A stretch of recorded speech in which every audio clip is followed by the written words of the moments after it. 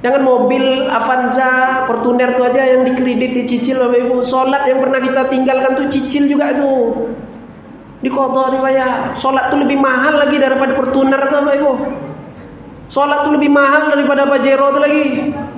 Ya, kita sibuk menyicil kendaraan gitu. Sholat tuh yang ditinggalkan kok enggak dicicil tuh. Bayar tuh hutang kepada Allah.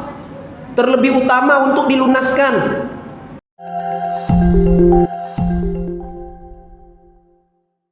Akan datang suatu masa generasi yang akan menyia-nyiakan salat. Fakhalafa min ba'dihim khalfun adha'us salata wattaba'us syahawati fasawfa yalqawna ghayya. Akan datang suatu generasi, kata Allah, di mana mereka suka menyia-nyiakan salat, bahkan meninggalkan salat. Udah ada generasi seperti ini Bapak Ibu. Bapak Ibu, udah banyak ya. Mudah-mudahan tidak ada di rumah kita. Bukan suami kita, bukan istri kita, bukan anak kita. Mudah-mudahan tidak ada di rumah kita Bapak Ibu. Ya, Bapak Ibu yang dimuliakan Allah Subhanahu wa taala. Fakhalafa min ba'dihim khalfun adha'us shalah wattaba'us syahawat. Mereka hanya mengikuti nafsu syahwat mereka semata. Fasawfa yalqawna ghayya. Kelak mereka akan dimasukkan ke dalam lembah ghayya. Lembah ghayya ini Bapak Ibu terdapat di dalam neraka jahanam. Khusus untuk orang-orang yang meninggalkan salat. Ada satu lembah lagi Bapak Ibu namanya Sakor. Sakor ini juga khusus untuk orang yang meninggalkan salat. Disitulah diazab, didera orang-orang yang meninggalkan salat. Satu waktu yang ditinggalkan dengan sengaja tanpa adanya keuzuran, halangan yang dibenarkan di dalam syariat, maka dia mesti diazab di dalam lembah itu selama satu hukbah. Satu hukbah itu setara dengan 80 tahun akhirat. Satu hari akhirat 1000 tahun dunia. Silahkan dikalikan Bapak Ibu. Ya, umur kita, kesempatan hidup kita di dunia ini 60-70 tahun. Tak setara dengan dosa kita meninggalkan satu waktu sholat saja itu Bapak Ibu yang dimuliakan Allah Subhanahu wa taala.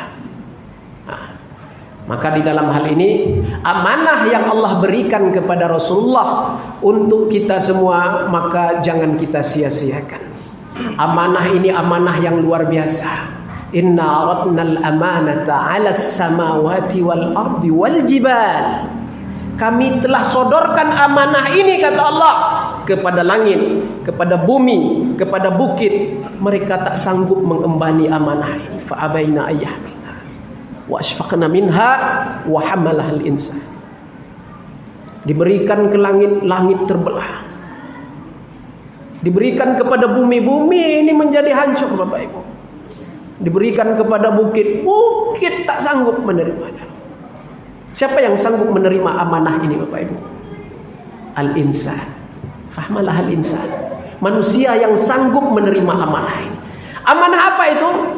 Pada sebahagian kitab tafsir para ulama mengatakan yaitu as-salawatul khams. Salat 5 waktu sehari semalam. Ya Bapak Ibu yang dimuliakan Allah Subhanahu wa taala. Maka terapkan kepada diri kita ya untuk menjaga salat 5 waktu dengan cara yang dicontohkan oleh Rasulullah SAW, berjamaah di masjid di mana azan dikumandangkan, situ salat berjamaah Bapak Ibu yang dimuliakan Allah Subhanahu wa taala. Itu sunnah Rasulullah SAW ya. Jangan sesekali kita menganggap remeh dengan salat berjamaah nih Bapak Ibu. Ya. Itu kan dah ramai di masjid itu, untuk apa pergi lagi? Nah, kan kemarin belajar fikih katanya hukum sholat berjamaah itu fardu kifayah. Nah, kalau dah ramai-ramai ada orang melakukannya di masjid itu tidak perlu kita datang lagi, dah lepas kita. Nah, itu memang ada pendapat itu di dalam mazhab Imam Syafi'i Bapak Ibu. Ya, hukum sholat berjamaah fardu kifayah. Pendapat yang seterusnya lagi dikatakan di dalam mazhab Imam Syafi'i, hukum mengerjakan sholat berjamaah di masjid itu sunnatun muakkadatun, sunat muakkadah, sunat yang dikuatkan. Nah, itu dua pendapat itu memang ada di dalam mazhab Imam Syafi'i. Nah, orang-orang yang paham dengan fikih mazhab Imam Syafi'i itu sudah tak asing lagi perkataan seperti itu, fardu kifayah. Tapi bagaimanapun Bapak Ibu yang dimuliakan Allah, jangan sesekali kita meremehkan salat berjamaah. Datang berjamaah, ya insya Allah. Kalaupun salat kita itu nanti ada kekurangan seperti ya dalam salat ini kadang-kadang kan tidak khusyuk Bapak Ibu. Ya Allahu Akbar, pas Allahu Akbar itu aja kita khusyuknya ya. Nah, setelah itu macam-macam lah masuk ke dalam otak kita Bapak Ibu. Ya, tah kedai, gulai, apa semuanya masuk dalam pemikiran kita Bapak Ibu. Kita bawa hal-hal di luar salat itu di dalam salat. Itu kan cacat sebenarnya salat kita Bapak Ibu. Ya, maka karena kita salat berjamaah tadi ada yang menyempurnakannya Bapak Ibu. Kita tidak khusyuk, barangkali teman kita sebelah khusyuk salatnya sempurna, ikut sempurna salat kita karena kita berjamaah. Itu keutamaan jamaah itu Bapak Ibu. Ya. Sama dengan keutamaan berdoa bersama-sama Bapak Ibu. Keutamaan berdoa bersama-sama itu luar biasa Bapak Ibu. Mustajab itu. Terkadang kita berdoa ini tidak dikabulkan oleh Allah nih Bapak Ibu. Karena banyak yang haram masuk ke dalam perut, yang subahat masuk ke dalam perut, terhijab doa kita. Tapi karena kita berdoa bersama-sama, mungkin kita tak sanggup, belum bisa menjaga yang subahat, yang haram, tapi ada kawan-kawan yang lain yang berdoa juga di saat itu, yang lebih suci hatinya, yang lebih khusyuk di dalam doanya, maka semua doa di dalam berjamaah itu diijabah oleh Allah Subhanahu wa taala. Itu keutamaan tuh Bapak Ibu. Berjamaah itu keutamaannya luar biasa. Ya, sampai makan pun di rumah tuh jangan sendiri-sendiri Bapak Ibu. Ya, panggil istri, panggil anak, makan berjamaah. Kalau bisa satu nampan, itu sunnah Rasulullah itu. Satu nampan makan. Berjamaah lah pokoknya. Ini enggak, ya. Nah, waktu hari pernikahan tuh aja suap menyuap tuh, Bapak Ibu. Ya, habis itu lantaklah nak makan enggak nanti ya. Bapak makan siangnya jam 12, ibu makan siangnya jam 4 sore, gitu, Bapak Ibu. Berjamaah Bapak Ibu, makan bersama-sama itu sunnah Rasulullah. Ya, kalau bisa suapkan istri itu, ya, istri suapkan suami, sunnah Rasulullah tuh. Ya. Baru bangkit kembali keharmonisan di dalam rumah tangga itu Bapak Ibu. Kalau suka cekcok, ribut-ribut, persangka buruk kepada istri, kepada suami, makan sama-sama. Ya, makan sama-sama. Insya Allah Bapak Ibu, ya, hilang segala rasa yang tak baik di dalam hati. Meningkatlah keharmonisan di dalam rumah tangga itu. Itu sunnah Rasulullah tuh. Jadi yang namanya jamaah ini tidak bisa kita tinggalkan Bapak Ibu. Berjamaah. Ini ya, salat berjamaah di masjid. Tak ada cerita salat sendiri-sendiri di rumah kecuali dalam keadaan uzur. Nah, Bapak Ibu yang dimuliakan Allah Subhanahu wa taala. Rasulullah itu dalam keadaan sakit sekalipun tetap berjamaah salatnya, bahkan dipapah oleh sahabat-sahabatnya. Ya, tetap berjamaah di masjid. Hanya Bapak Ibu yang dimuliakan Allah Subhanahu wa taala. Dan kita ingatkan, kita terapkan juga kepada anak-anak cucu kita agar menjaga salat yang 5 waktu. Umur 7 tahun diperintahkan untuk mengerjakan salat. 7 tahun. Suruh dia. Itu dah boleh disuruh 7 tahun itu. Sudah mayyiz itu. Ya. Kemudian umur 10 tahun disuruh, tidak mau juga, pukul kata Rasulullah. Itu diperintahkan untuk dipukul. Pukul yang mendidik, bukan pukul yang menyacatkan. Ya, itu Bapak Ibu yang dimuliakan Allah. Agar dia terbiasa, ya, agar dia terbiasa dengan melaksanakan salat itu. Ya mesti dibiasakan Bapak Ibu. Kalau tidak dibiasakan tidak akan bisa Bapak Ibu. Anak-anak nih, ya sekarang lagi demam lato-lato Bapak Ibu. Ya, anak ini demam lato-lato. Di mana-mana suara lato-lato. Bagus tuh, udah berkurang nampaknya saya tengok megang HP apa segala macam. Bagus juga itu. Ada hikmahnya juga lato-lato Bapak Ibu. Ya, tapi Bapak Ibu tidak boleh berpuas hati sebatas itu saja Bapak Ibu. Ya, masuk waktu sholat, suruh dia sholat. Simpan lato-latomu, sholat dulu. Itu Bapak Ibu. Nah, Bapak Ibu yang dimuliakan Allah Subhanahu wa taala. Karena sholat ini bukan hal yang sepele Bapak Ibu. Ibu, bapak dulu pernah meninggalkan sholat mulai dari awal baligh, mulai dari awal balighah bagi ibu-ibu, ya. Sekira-kira berapa waktu yang pernah ditinggalkan Bapak Ibu? Mulai dari awal baligh ya, mulai dari awal balighah kalau ibu-ibu. Berapa waktu yang sudah ditinggalkan itu? Tak terhitung loh Pak Ustaz. Banyak Pak Ustaz. Taubat. Taubat dulu, ya. Taubat kepada Allah, ya Allah, aku bertobat dari meninggalkan sholat, ya Allah. Aku tidak akan mengulanginya lagi, ya Allah. Dan aku berniat, ya Allah, setiap sholat yang pernah ku tinggalkan dulu-dulu tuh, ya Allah, aku niat untuk mengqadanya, ya Allah. Itu dia tuh Bapak Ibu yang dimuliakan Allah. Macam mana pula cara mengqadanya tuh Pak Ustaz? Tidak terhitung tuh Pak Ustaz. Makanya jangan dihitung. Kalau dihitung ya tidak terhitung Bapak Ibu. Banyak kali itu kita meninggalkan sholat tuh. Apalagi subuh. Subuh waktu kita degil-degil dulu kan paling istiqomah tuh kita tinggalkan. Subuh kan istiqomah kita tinggalkan, ya. Subuh itu yang paling banyak kita tinggalkan tuh Bapak Ibu, ya. Maka diqadha. Sepakat ulama 4 mazhab di dalam mengqadha salat ini wajib hukumnya. Nah Bapak Ibu, salat yang pernah kita tinggalkan itu mulai dari awal balighah itu wajib diqadha. Enggak main-main. Ya. Saya kan sudah bertobat Pak Ustaz. Tobat itu menghapuskan dosa. Ya, tobat itu menghapuskan dosa fungsinya, bukan menghapuskan amal ibadah yang diwajibkan oleh Allah. Salat wajib, salat fardu yang pernah kita tinggalkan itu ya tetap tertulis di dalam catatan amal kita, di mana kita pernah meninggalkan salat di umur sekian. Ya, di hari ini, di jam ini, semuanya tertulis lengkap di dalam kitab buku amal kita. Tak terluput sedikit pun dari pengetahuan Allah Subhanahu wa taala.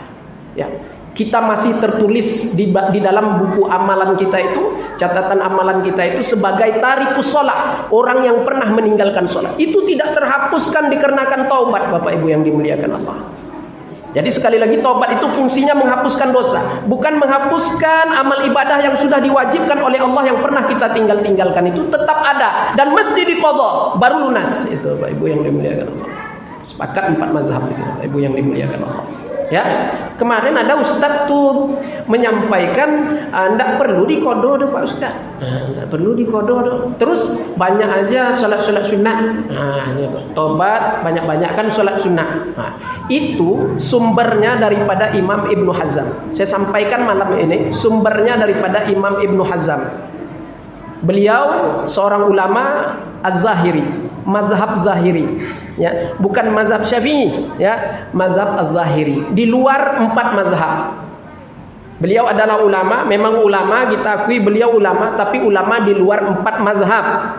Yang saya sampaikan kepada ibu, bapak barusan, wajib qadha itu sepakat 4 mazhab. Imam Syafi'i, Maliki, Hambali, Hanafi semua sepakat bahwasanya sholat yang pernah kita tinggalkan, entah kemarin, entah sebulan yang lalu, entah tahun lalu, dulu mulai dari awal balik, ya, yang udah banyak kita tinggalkan tuh wajib diqadha. Ya, wajib diqadha. Bapak Ibu yang dimuliakan Allah Subhanahu wa taala. Ini kadang orang kita Bapak Ibu bangun subuh jam 8 umpamanya, kelewatan ya, malam nonton sinetron Indosiar. Pagi bangun jam 8 subuh, sholat subuh belum lagi Bapak Ibu. Ini kayak mana nih Pak Ustaz? Ya Bapak Ibu, tetap dilakukan sholat subuh itu. Ini ada juga orang kita Bapak Ibu, ngapa sholat lagi nih, waktunya dah habis, nggak bisa sholat lagi doh katanya. Nggak bisa sholat lagi katanya. Anak pula nggak bisa. Di waktu kita sadar kita baru bangun tuh kita belum sholat, itulah waktu sholat kita. Qadha namanya tuh. Jadi qadha ini Bapak Ibu membayar, ya, sholat yang sudah terluput waktunya. Itu yang kita kerjakan itu dinamakan qadha. Sholat di luar waktu namanya. Kalau di dalam waktu itu namanya, kalau kita ulang lagi i'adah namanya itu. Kalau sudah lewat waktunya kita buat lagi sebagai mengganti, itu namanya qadha. Nah, Bapak Ibu yang dimuliakan Allah Subhanahu wa taala. Caranya Pak Ustaz, tobat dulu, jangan Bapak Ibu terbebankan pula dengan kata-kata qadha itu. Karena kalau bicara bab qadha nih orang mulai berkerut kening ya Bapak Ibu. Apa pengajian Pak Ustaz nih qadha nih. Ya, kodok enggak katanya kan? Bapak Ibu yang dimuliakan, ada ya model itu Bapak Ibu.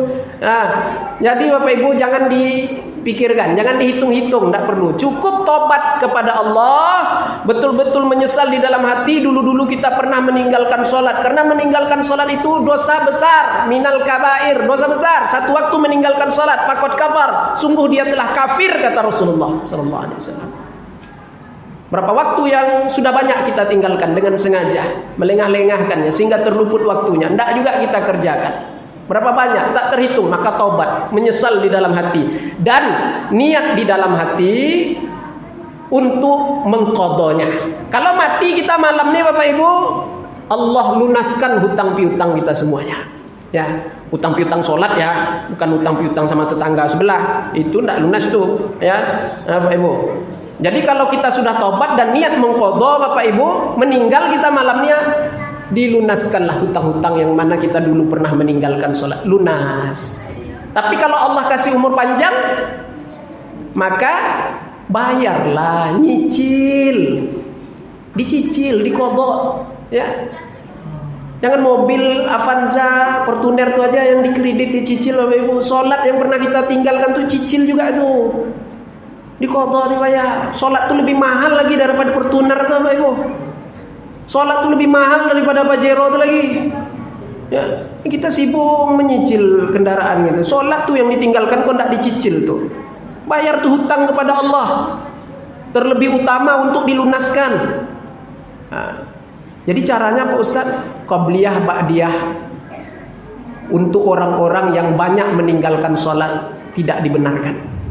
Sekali lagi, sholat sunat qabliyah ba'diyah bagi mereka yang dulu-dulu banyak meninggalkan sholat, maka tidak dibenarkan untuk melakukannya. Jadi tinggalkan dulu ba'diyah qabliyah itu. Terus gimana Pak Ustaz? Ganti niatnya dengan mengqadha salat. Maka dia telah mengqadha salatnya, lunas hutangnya, dan dapat pahala sunat qabliyah ba'diyah.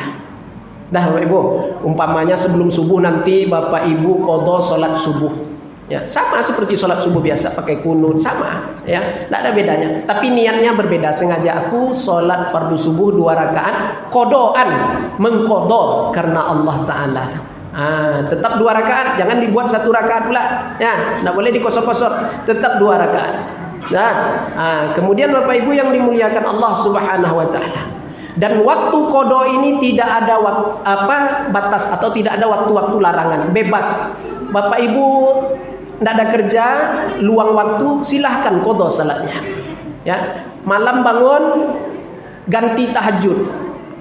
Tahajud tidak usah lagi Bapak Ibu, salat sunat tahajud itu tinggalkan aja dulu. Kalau memang dulu banyak meninggalkan salat yang fardu, ya, tinggalkan salat sunat tahajud itu, ganti dengan qadha zuhur, qadha subuh, qadha asar, maka sudah dapat di situ pahala tahajud. Dah, buat 1 dapat 2. Bapak Ibu, buat 1 dapat 2. Nah, nanti zuhur ya, besok zuhurnya sebelum zuhur qadha zuhur 4 rakaat. Sengaja aku salat fardu zuhur 4 rakaat mengqadha karena Allah Ta'ala. Ya. Sunat tidak perlu Pak Ustaz, tidak perlu sunat qabliyah itu. Sudah dapat pahala sunat qabliyah di situ, gratis, itu kata para ulama kita. Karena keutamaan yang qadha itu di atas sekalian yang sunnah. Ya Bapak Ibu, nilai perintah Allah yang fardu, yang wajib itu di atas sekalian perintah-perintah yang sunnah. Jadi jangan sesekali kita bandingkan amalan sunat dengan amalan yang fardu Bapak Ibu. Jadi aku tidak bisa Isra nanti lagi Pak Ustaz. Apa pula dibandingkan Isra dengan qadha? Ya, Isra sunnah, mengqadha itu wajib. Bapak Ibu, tidak bisa kita banding-bandingkan itu. Yang ditanya nanti Bapak Ibu, yang pertama sekali disoal, dihisab itu bukan sholat Isra kita, bukan sholat duha, sholat qabliyah ba'diyah, bukan sholat sunat tahajud kita. Awwalu ma yuhasabu, yang pertama sekali dihisab di hari kiamat itu, di dalam kubur itu sholat kita. Sholat yang 5 waktu itu, as-salawatul khams. Nah, Bapak Ibu yang dimuliakan Allah Subhanahu Wa Taala. Yang penting tadi saya ulangi lagi, niat taubat ya, taubat sebenar-benar taubat, jangan mengulanginya lagi, jangan sesekali meninggalkan salat lagi, kemudian niat di dalam hati untuk mengqadhanya. Itu aja. Tidak ada jangan sampai jadi beban lah di dalam pikiran, niat mengqadha. Jadi kalau meninggal pendek umur kita, lunas hutang-hutang kita meninggalkan salat. Kalau Allah beri kesempatan hidup, qadha salat kita.